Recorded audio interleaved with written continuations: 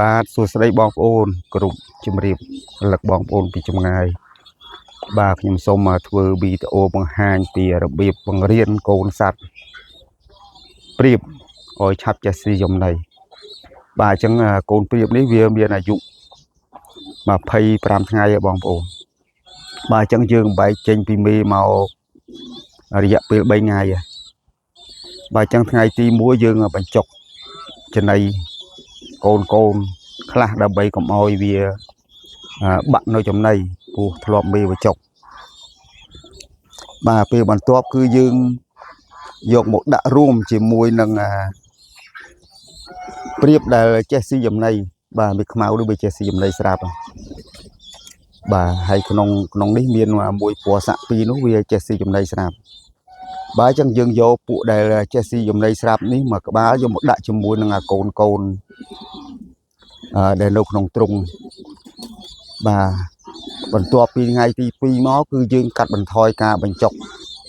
បាទពីព្រឹកយើងអត់បញ្ចុកទេបាទអញ្ចឹងយើងដាក់ចំណីក្នុងឆ្នោក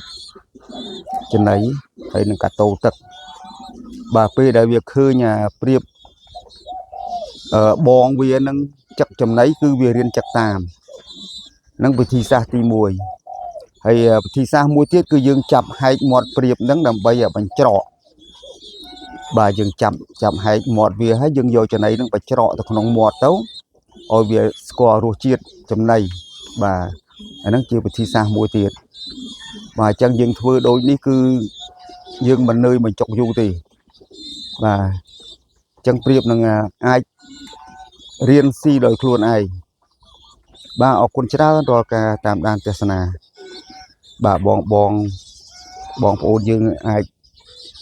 មានចិត្តចង់ចិញ្ចឹមមាននិស្ស័យក្នុងការចិញ្ចឹមសត្វគឺអាចធ្វើការសាកសួរពីចម្ងល់ផ្សេងតាមរយៈខ្ញុំបាទនឹងជូនព័ត៌មាននៅបទពិសោធន៍ដែលយើងអាចផ្ដោះដូរបទពិសោធន៍គ្នាបានហើយនឹងមានពូជសម្រាប់ចែកចាយបាទអរគុណគ្រប់លា